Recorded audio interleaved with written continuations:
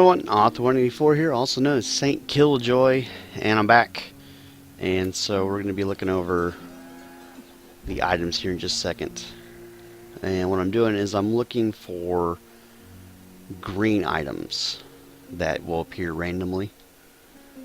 And this town is the ring town, so these rings are pretty standard. Alright, so let's get in, let's take a look real quick. Sell the junk. Sell this. And sell this. Alrighty. So what I've discovered is that there's 4 rare items, 4 uncommon items, and 4 common items. To get the most out of your stats, which is this over here, you're going to want to do as much of this as possible. Now, you can only have 1 set of armor. So, like the shield here, its chance to block, it's 1 wounds per turn. I kept the shield, and I could have gotten a gold shield, but if we look at the gold items, or the rare items, you want to have the weapon.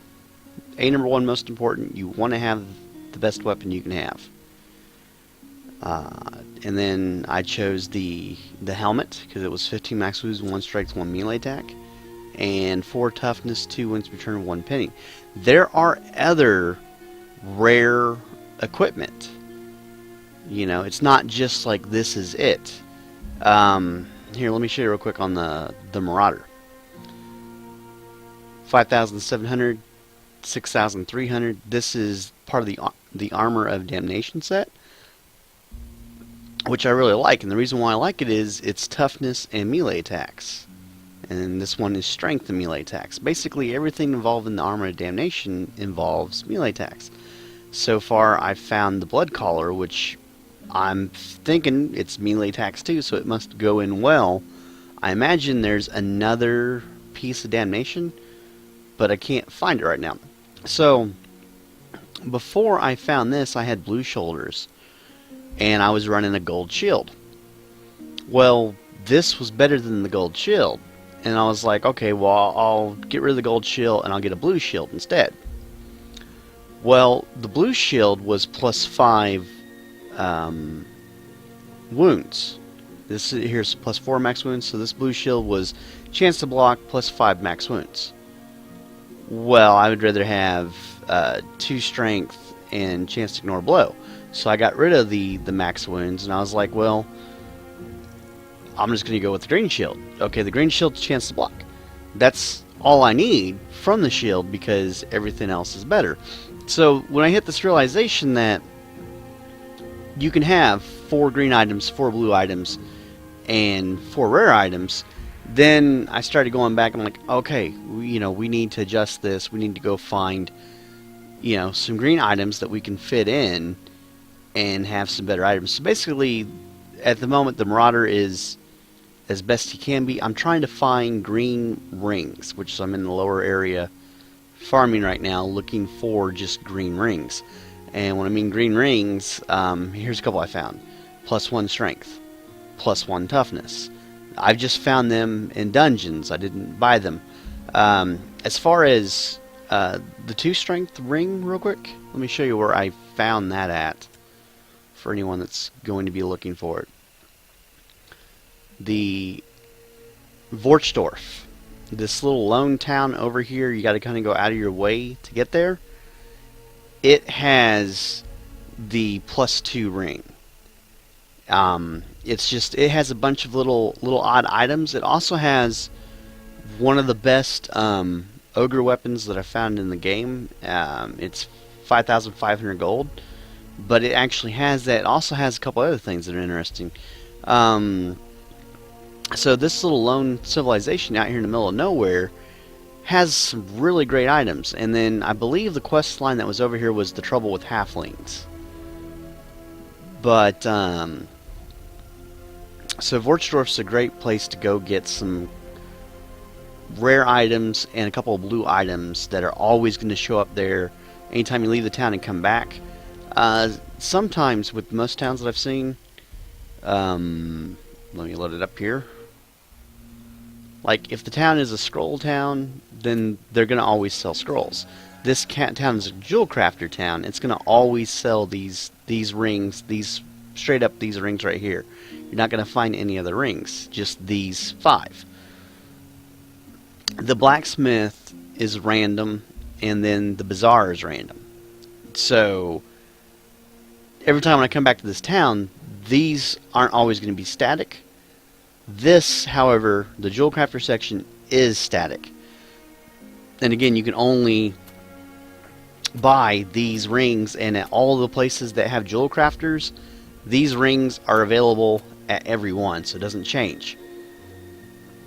So now that I've noticed that some villages are static and some are off the beaten path and have things that I kind of want, I'm going around all of the villages again and making sure I've got the most optimal things I can have. So like I said, for +2 strength, I had to go to Vorchdorf to get that. I also noticed that it has a cheaper equivalent of, I have the Ring of Greater Sure Striking, significantly increases chance to hit with the melee weapon. There is an acorn that does the same thing, but it's not as much, so I don't know if the benefit is going to be as much, but it's also in Vorchdorf, and it's just a little acorn. Unfortunately, before I found that, I had these. This one's more expensive, so I'm thinking that maybe the benefit might be better. I don't know, but there is an acorn that does sure striking. It doesn't break down what the chances are. So you go to the ogre. For 5,500, you can buy an item that's similar to this. Now, the difference is that it's 21 to 23 damage, and it's just straight up damage. That's all it does. This ogre irongot item, it's a sickle, and it's pretty awesome looking. But the benefit of it is I can use the scythe to attack my teammates without using an attack. And whatever I wound them for, basically this gives him Mighty Blow.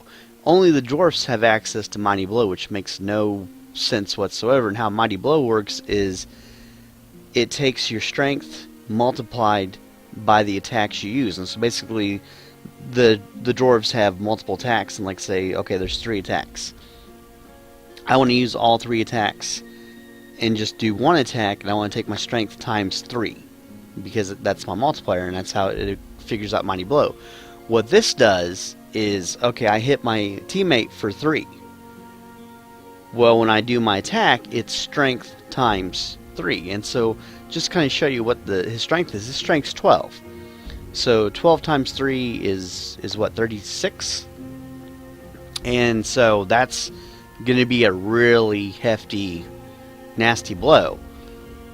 And that's the only difference between this item I found and the item in the store. I've also noticed that items you find in dungeons are going to be better than anything you can find in the store. But, you know, I've been farming for a lot of hours, having trouble finding anything. What I'm doing here is, that's +1 power. I want to put it in here, but I want to find a green version to replace something up here. And then I did the end quest, the very last mission for Strickland, and that's why I got this. But yeah, so what I've done so far is basically I've ringed up. The chance to ignore a blow is just incredible. So anytime you see an orange, that means ignore blow. Red is +2 strength. Green is +2 wounds. If it's blue, or I mean wounds return. If it's blue, it's +5 max wounds. So to kind of give you an indication of what is what. And so like for the elf, I went with 4 items. These are the actual 2 items that you get from the paywall. You know, I have the deluxe edition, so it came with it. But you know, I haven't found any interesting blue items for the elf, and so I just popped it up with these rings. And then of course I found that ring just through regular dungeon questing in the low level area. And then of course, you know, you can have boots +1 movement. You know, I didn't really think much about it at the time. I just, I found these boots and I get +1 movement on my elf. Super. And now that I realize, you know, hey, I need to be looking for 4 items that are rare, 4 items that are blue, 4 items that are green, it's like, oh, okay. So now I'm going back, and that's basically what I'm trying to do. The Shadowmancer cloak, like the Hood of Mysteries, is beneath the Shadowmancer, but I like the Hood of Mysteries cowl better because it gives me 10 max wounds and 1 power. Whereas if I would have chose the Shadowmancer hood, it would have given me another power store item that I can click. And I really just want to have one item that you click for extra. I would rather have something give me permanent power each time. So that's why I've chosen to do that. And you know, I haven't found anything else for orange. So I did find a chance to ignore blow ring, but as you see, I also have the blue one. I don't know if it helps double up the effect or not. I haven't found anything else to replace either one of these, so I'm just hanging on to both of them until I find something better. And everybody already has the chance to ignore a blow blue common, so at least that pretty much everybody has it. I mean, if they don't have it, I didn't want them to have it. Also, I bought the +3 strengths out of the jewel crafter from the town. I did find a couple of max wounds, but I don't really care for the max wounds. But again, hey, I haven't found anything else for them. I'd have found a bracer that would go in the rare slot, but I liked this bracer better because the other bracer had negatives, and so it didn't seem any point to go from this one to that one. And it's like, well, I can just have something here until I find something better. And this is what I found so far with the warrior priest. I haven't found much for the elf, and I've thought about buying a ring, but it's like I don't really use this elf all that much, and so I figure when I find a better upgrade for somebody else, I can float one of theirs into this elf.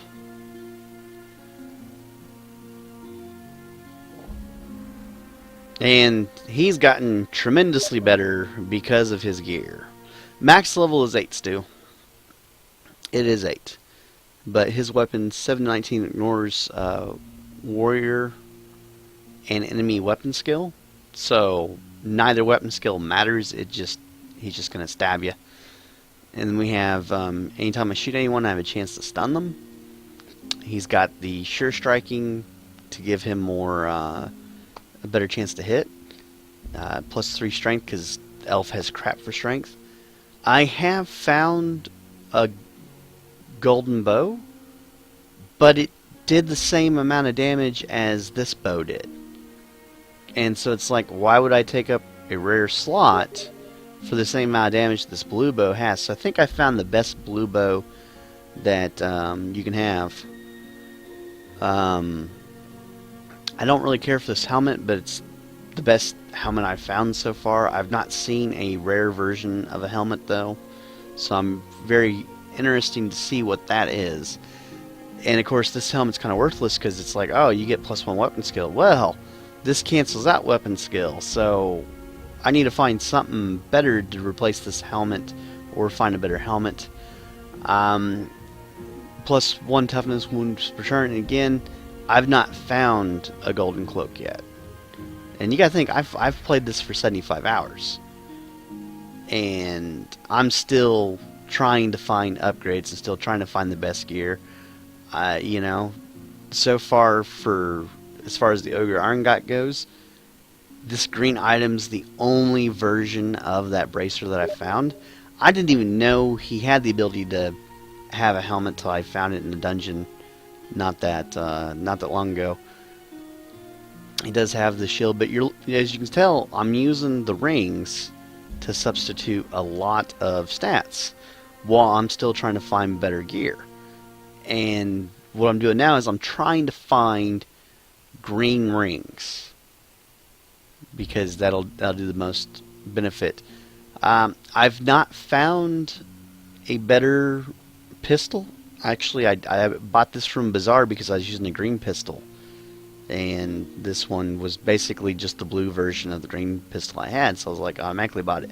I did find an orange weapon, but it was not as good as what the stats do on this one.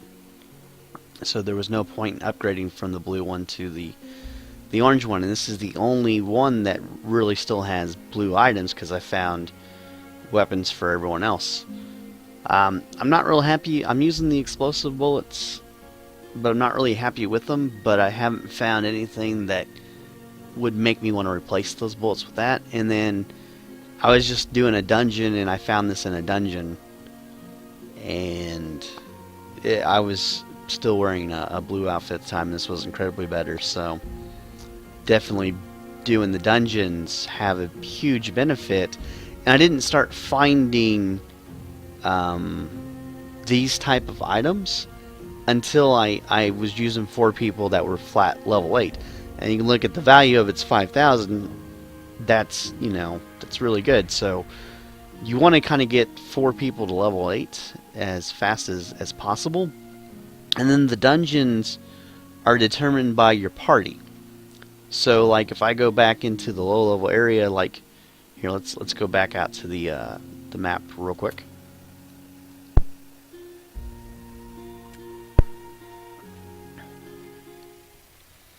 Alright, so each city, each state has a level. This is level 1 to 5. And of course, this is the level 1 area, this is level 2, level 3 is kind of here, level 4 is kind of here, and then of course this is 5, and then 5 also branches out into these other ones because it's the best it can. Over here, this is your level 1. This is level 2. These are kind of, I want to say this one's level 3, this one's level 4, and then level 5 and 6 is all up in here. So, I mean, it doesn't have as many areas as this per se, and so the level kind of goes up a little bit quicker. Like when you go from here to here, you don't realize. I think how this one works is level 1 to 2, level 2 to 3, level 2 to 3, 3 to 4, and then this one's the 5 to 6, and this one is the 4 to 5, depending on which way you come from. Which we're actually heading this way anyways to go look at the settlement. And then over this area here, which I've not even explored all of this area, this is the 6 to 8 area. And so you start off in here, and this is 6, and then this gets over here into 7, and then down over here you start getting into the level 8 stuff. This area right here, going up here is 7, this way 6, this way is 7, and this way is 7. But I've also noticed that going between Grinzot and Ubenbach, you almost always hit a red flag event traveling in here. The reason why Grinzot is kind of important is because if you have this as your home, you have 4 alternate quest options that you can take. So you've got 4 options to pop up. You can look and see what the rewards are for each, or if it's just a boss dungeon, you can take a boss dungeon instead. So it gives you 4 options every time you go into it. So you go, you do a dungeon, you come back, and then bam, you go into Grinzot. The other nice thing about Grinzot is it's a Jewel Crafter Bazaar. So here I'm farming for gold, experience, items, but at the same point in time, I'm using the gold to buy rings. Whenever you're in an area, you can only buy that ring once. So like, let's say I go into a shop, I buy, you know, the Ring of Greater True Striking. I can't buy a second copy of it. I've got to leave and come back, and then it'll refill the shop. So you want to kind of like plan out what you want to buy and who you want to buy it for, and just kind of plan out how many trips you got to go back. And so to get all those rings that I have, you can tell that was a lot of trips to the bazaar. Most all the rings, like this ring here, this nope, this ring here, this ring here, this ring,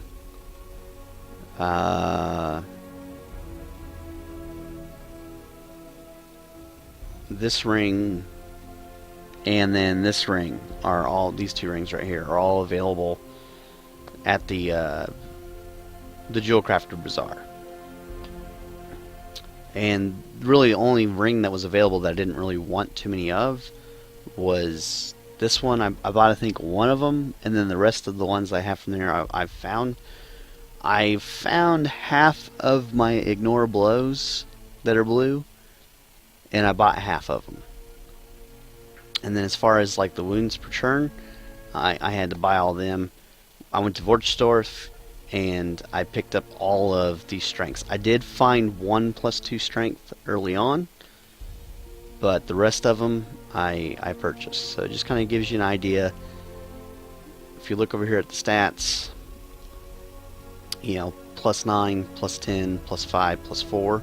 All the greens are affected by accessories I'm wearing. So I've got extra movement, strength, toughness, melee attacks, range. And I mean, as you can tell when you're looking at the stats, these are very impressive stats. And the gear and the stats makes a huge difference. It really does. I mean, like, you're looking at the wizard, that wizards don't usually typically do damage. I've got a strength 5 wizard with 4 melee attacks, and he can kill a mob without having to waste his mana on spellcasting.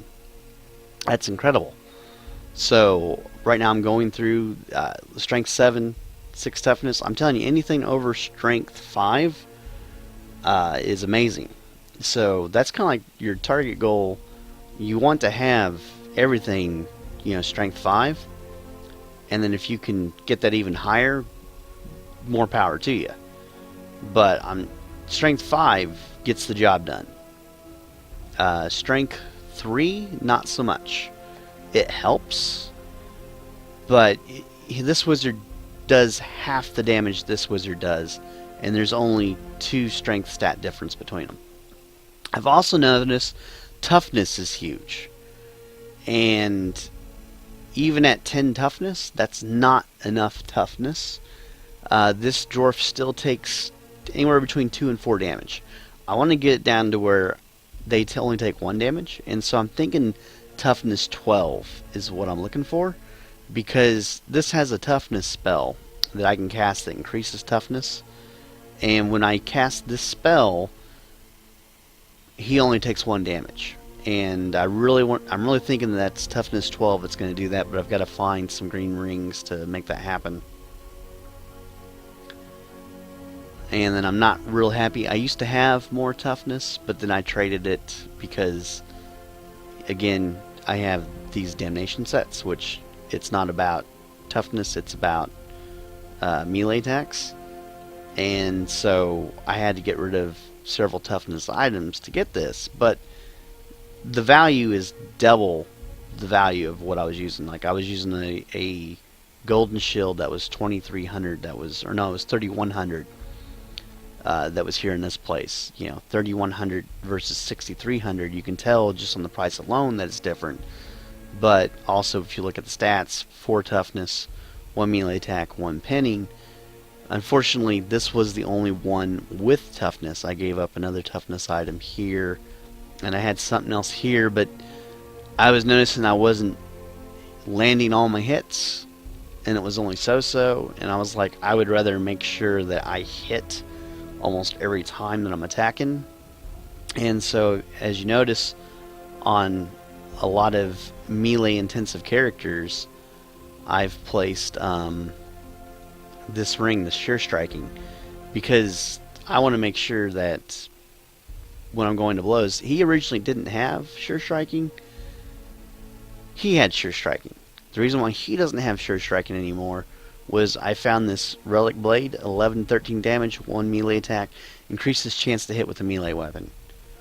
I didn't need this ring anymore. I found an item that had that benefit in it, so that ring just came down here to Shannara.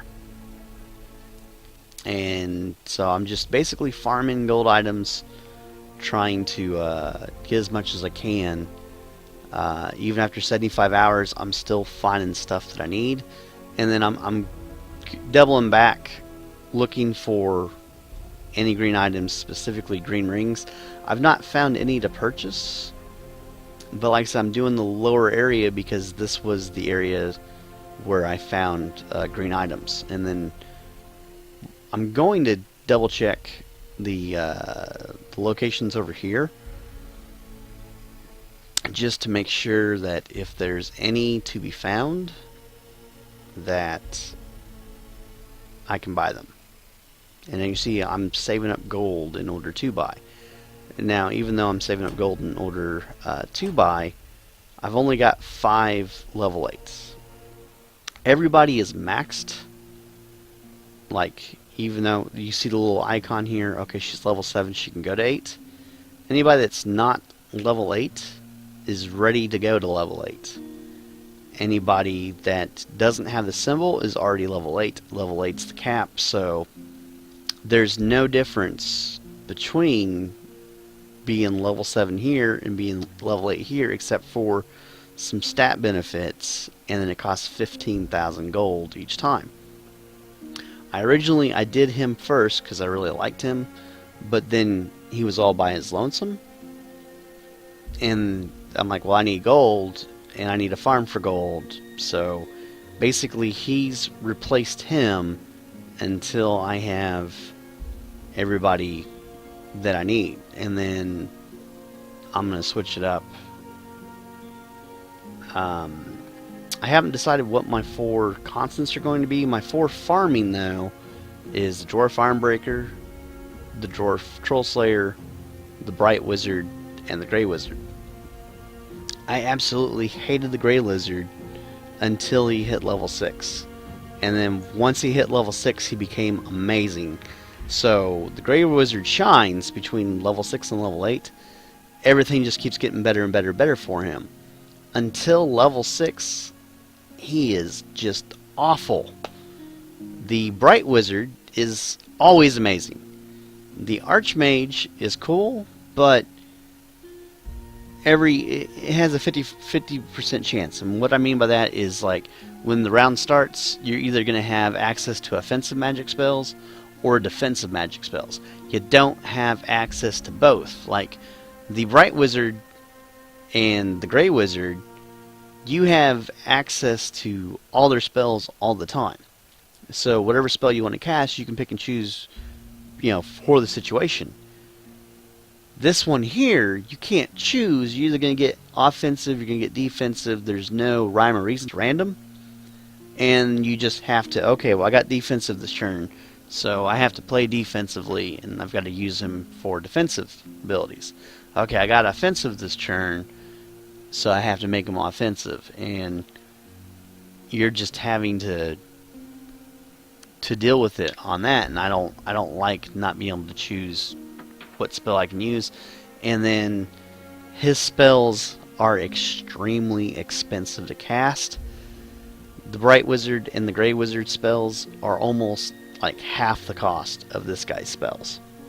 Like, the Grey Wizard's healing spell is God, I want to say it's 8 or so. This one here, single target healing spell, it's 5. It would be 6, but I've got the staff here. I'll show you what the staff is. It's another paywall staff, but it increases spell cost by 1, and so all of his spells cost 1 less to cast, which is incredible. It means I can cast fireballs only 3 instead of 4. His healing spell is only 5 instead of 6. His barrage is only 8 instead of 9. What's awesome about his barrage is it will do 4 to 5 fireballs, Well, a fireball is 3 basic cost. So I'm going to cast 4 to 5 fireballs. It's always 4, sometimes it's 5. But that's for 8, whereas 4 fireballs would be 12. I can almost do double the fireballs if I cast Barrage 2 times in a row. He doesn't always have the power to do that, but again, I've got some store magic items, and so. But anyways, I'm going to get back to adventuring. I'm going to stop this video real quick and then restart it because this one was mainly just informative, and we're going to go into this area here and check all the shops to make sure I didn't miss any green items that can be purchased. So I'll be back in just a second.